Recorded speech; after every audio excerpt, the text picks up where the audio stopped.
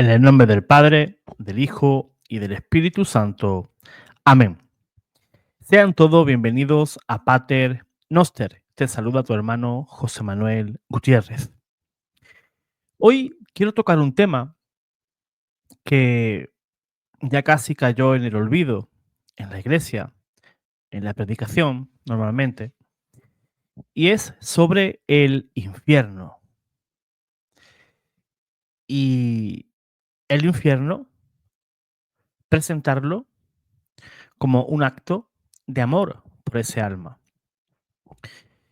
Muchos piensan que la iglesia se inventó, se sacó de la manga el infierno para asustar a la gente y que la gente pues quisiera estar en la iglesia y ganar fieles para la iglesia, ¿verdad? Pero eso no es cierto. Antes de que la iglesia comenzara a hablar del infierno, lo hizo Cristo. Luego dejó en el depósito de la fe que está en la iglesia, pues esa verdad, ese dogma de fe. ¿Y por qué es dogma? Porque lo enseñó el mismo Dios. Cristo Jesús usa 11 veces en los santos evangelios diferentes imágenes del infierno. Recordarán, por ejemplo, allí será el llanto y el crujir de dientes. Y podríamos decir, qué falta de misericordia de Jesús. A ver, Jesús es la misericordia. Dios es misericordia y es misericordia decirte, vuélvete de ese mal camino porque te vas a condenar. Y que dirán muchos, oh, qué falta de empatía, qué falta de caridad con el hermano. No, es justamente hablarle lo que le puede esperar para que ese hermano pues reconduzca su camino. Un ejemplo, imagínense que un ciego va caminando hacia un precipicio. Aquellos que te dicen, no prediques, no muestres el infierno, ¿qué te dirán? No, no, déjalo que camine, ya cuando se caiga, pues ya él se dará cuenta. ¿Eso es un acto de caridad? ¿O el acto de caridad será, hermano, no sigas caminando en esa dirección porque tendrás un final terrible? El infierno es una realidad y por tanto debe de ser predicada, y más en estos tiempos, porque ya se nos olvidó. Pero quiero usar un video, un extracto de un video del padre Jaime Ruiz del Castillo, de la prelatura de Moyobamba en Perú. Es un sacerdote español, voy a compartir pantalla. Aquí lo tenemos. Aquí tenemos al padre Jaime Ruiz, un sacerdote el cual yo admiro porque es un sacerdote que habla muy claro, no se anda por las ramas, ¿verdad? Y en este caso habla del infierno y cómo hablar del infierno es un acto de misericordia. Vamos a oírle.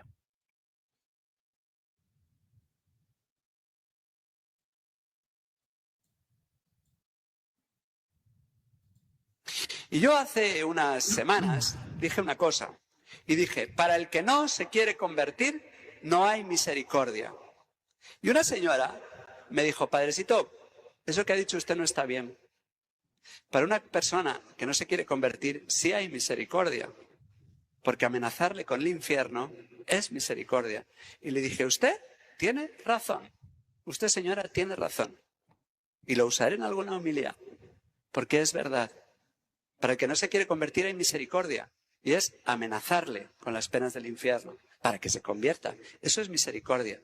Decirle, eso es pecado, eso es misericordia. La misericordia acaricia al que se quiere convertir y duele al que no se quiere convertir. Y una iglesia que le dice al pecador que siga pecando, deja de ser misericordiosa y por lo tanto deja de ser la iglesia de Jesucristo. Así es, hablar sobre el infierno, amenazar, entre comillas, al fiel con el infierno es un acto de caridad y es un acto necesario y es un acto que previene a ese pecador para que se convierta. No sigas caminando por ahí que te vas a condenar. Decía Dios en Ezequiel, si no me equivoco, debe estar por allá por el capítulo 3, en el cual Dios le dice Dios a Ezequiel, al profeta, le dice, ve y háblale para que se convierta de su camino. Si tú vas, si tú vas y él no te escucha, tú quedarás librado y él pues tendrá que sufrir las consecuencias. Pero si tú no le hablas y él se condena, a ti te pediré cuenta por él. O sea, una de las cosas por las cuales yo hago este video es porque el Señor nos manda, no a mí, a todos, a prevenir al pecador. Y en primer lugar, yo mismo. Prevenir al otro. ¿Por qué? Porque lo amamos y porque Dios lo amó primero. Por tanto, muchos dicen, y lo he escuchado, no, es que la fe es algo, no, la salvación es algo personal. No tenemos que meternos en la vida del otro. Pues acabamos de ver que no es así. Tú sí puedes intervenir en la vida de otro y decirle, hermano, hermana, no vas bien. Puedes sufrir tal cosa. Tu fin puede ser aquel. Yo estaría encantadísimo que si yo estoy extraviado y alguien viene y me ayuda, pues le estaría, nunca mejor dicho, eternamente agradecido. Porque una de esas cosas también es que el infierno es eterno. Sí, existía por ahí cierta herejía que decía que el infierno era un castigo, sí, pero un castigo temporal, para que Dios le diera un escarmiento a ese pobre pecador. Pero esa herejía ya fue condenada por la iglesia. El infierno es eterno, de allí no se sale jamás. Pues bien, os quiero hablar un poquito sobre este tema, ¿no? El tema del infierno. ¿Qué es el infierno? El infierno es el tormento eterno, como hemos dicho, de los que mueren sin arrepentirse de sus pecados mortales. La persona que muere sin arrepentimiento, esa persona ciertamente, aunque me duela decirlo, se condena. El infierno, ¿qué es? Escúcheme bien, es el conjunto de todos los males sin mezcla de bien alguno. Por ejemplo, en esta vida podemos estar eh, bien, ¿verdad? O podemos estar sufriendo, pero podemos tener ciertas eh, acciones que nos hagan un bien. O ciertos momentos en que, a pesar de que estamos sufriendo, pues nos reconfortan. Pero en el infierno no es así. Es el conjunto de todos los males, todos. Y no se mezcla ningún bien. O sea, no hay descanso en el sufrimiento. Es más, la existencia del infierno, para aquellos que duden de él, el infierno o la existencia del infierno es eterno. Y además, como he dicho antes, es dogma de fe y fue definido en el Cuarto Concilio de Letrán en el año 982, siguiendo pues las enseñanzas de nuestro Señor Jesucristo. La Iglesia advierte a los fieles de la triste y lamentable realidad de la muerte eterna, llamada también infierno, porque la Biblia habla de dos muertes. La muerte física, que es cuando el cuerpo cae, fallece, esa es la muerte física, esa separación del alma del cuerpo. Pero la segunda muerte ya no es la separación del alma y el cuerpo, es la separación eterna de tu alma con Dios. serás expulsado al infierno y ya no tendrás oportunidad de salvarte ni ver a Dios jamás. Dios es el sumum bien, es el bien infinito, pues el infierno es todo lo contrario, es el mal infinito. Pues Jesús nos lo advertía en los santos evangelios, ¿verdad? Y San Pablo nos dijo algo muy interesante y se lo dijo a Timoteo. Dios quiere que todos los hombres se salven. O sea, tenemos la ventaja de que Dios desea que tú y yo nos salvemos. Pero a veces también tú y yo nos empeñamos en perdernos, en alejarnos de Dios. Porque el hombre puede decirle sí al plan de Dios, pero también le puede decir no y elegir el infierno viviendo a espaldas a él. El pecado es obra nuestra, es obra del hombre y el infierno es fruto de ese pecado. El infierno es la consecuencia de que un pecador ha muerto sin pedir perdón a Dios de sus pecados. Lo mismo que el suspenso de una asignatura es la consecuencia de que el estudiante pues suspenda, ¿verdad? ¿Fue injusto el profesor al suspenderlo? No. El estudiante al hacer mal ese examen, pues el profesor sería injusto si lo aprobara, ciertamente. Jesucristo habla en los santos evangelios del infierno. Y el infierno, según palabras de Dios, de Cristo Jesús, hay fuego.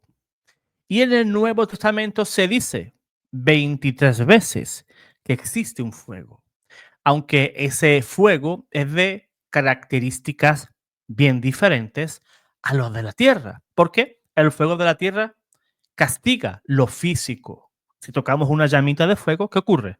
Nos quemamos. Pero es que ese fuego, el fuego del infierno, atormenta a los espíritus.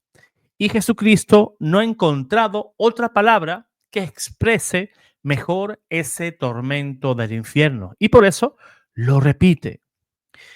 Por ejemplo, la Sagrada Congregación para la Doctrina de la Fe dijo el 17 de mayo del año 1979 que aunque la palabra fuego es solamente una imagen, para que nos hagamos una idea, pues debe de ser tratada con el debido respeto. En el infierno hay otro tormento que es más terrible, es el más terrible de todas las penas del infierno. Hay un tormento que supera todo todo ese dolor que siente ese alma en el infierno. San Juan Crisóstomo afirmó eso en su obra Homilía del Evangelio según San Mateo, capítulo 23. Los padres de la iglesia son unánimes a la hora de expresar, pues, lo que es el infierno. Y también usan esa imagen, ¿no? Esa imagen del fuego. Los teólogos llaman a ese sufrimiento, a esa pena, pena de daño. Y es una angustia terrible, una especie de desesperación suprema que tortura al condenado al ver que por su culpa y solo por su culpa perdió el cielo. Y al perder el cielo, pues es sabedor de que jamás verá a Dios y jamás gozará de él y tendrá pues la idea y sabrá las consecuencias de que él ha sido condenado para siempre. La Biblia pone en boca del condenado un grito terrible. Lo podemos leer en Sabiduría capítulo 5, versículo 6, en el cual el penitente dice, me he equivocado. Ahora, como no entendemos bien ni el cielo ni el infierno, no comprendemos esta pena. Pero en aquel momento, el alma que se condena sentirá todo ese horror. Pero tenemos que diferenciar una cosa, y yo sé que muchos me van a preguntar. No hay que confundir el infierno con los infiernos, a los que sí bajó Jesús después de morir. En el credo de los apóstoles rezamos, descendió a los infiernos. Y aquí los infiernos en plural se refiere al lugar de los muertos, como dice, se dice en el canon 4 de la misa. Ese era el Seol para los judíos. Allí fue Cristo ¿a qué? A anunciarles la redención, a la morada de los muertos. También le llamamos el limbo de los justos o el seno de Abraham, también podría ser. Los testigos de Jehová niegan la existencia del infierno, basados en que Cristo a veces empleó la palabra Sheol, que significa también tumba. Por eso es que ellos a veces enseñan, pues, que el alma no es inmortal. Pero la palabra Seol significa infierno en el sentido teológico, pero sí las almas de los justos son librados por Dios del Seol, este no podemos considerarlo como el domicilio, entrecomillado, común de los muertos. Pero la doctrina católica sobre la existencia del infierno no se basa en palabras metafóricas que Cristo pudo emplear en alguna ocasión, sino en la doctrina que desarrolló repetidas veces en sus enseñanzas, tal como se contiene en los santos evangelios. El infierno, por tanto, es la negación del amor y es el fracaso de nuestra libertad, una libertad mal usada. El infierno es la condenación eterna, el fracaso definitivo del hombre, aquel que con plena conciencia de lo que hace, rechaza la palabra de Dios y la salvación que le ofrece. O quien luego de aceptarla se comporta obstinadamente en contra de su ley. O aquel que vive en oposición con su propia conciencia. Hacen el mal aún sabiendo que lo que hacen está definitivamente mal. Esos tales no llegarán a su destino de bienaventuranza y quedarán, por desgracia suya, alejados de Dios para siempre. He citado un versículo del libro de Sabiduría en el capítulo 5. Sería interesante que lo leyeran de manera completa y se darán cuenta lo desdichado que es el pobre pecador cuando se enfrenta al juicio particular al cual todos nos vamos a enfrentar un día, ¿verdad? Porque sin santidad nadie verá a Dios. Hebreos capítulo 9, si no me equivoco, en el versículo 27, ¿puede ser? Puede ser, sí, puede ser. Nos dice que después de morir es el juicio. Y es ese juicio el cual no podemos escapar. Porque la muerte es un evento que todos tenemos por seguro y no podemos irnos para un lado o para otro y evitar ese juicio, pues, ante el divino juez, nuestro Señor Jesucristo. Pues, hermanos, pues, si te gustó este video, dale like, compártelo, porque yo creo que es definitivamente importante poder compartir este tema con nuestros hermanos. Si otros se callan, pues nosotros tendremos que hablar. Como decía nuestro Señor, si nos callamos, hasta las piedras hablarán. Dios te guarde, Dios te bendiga.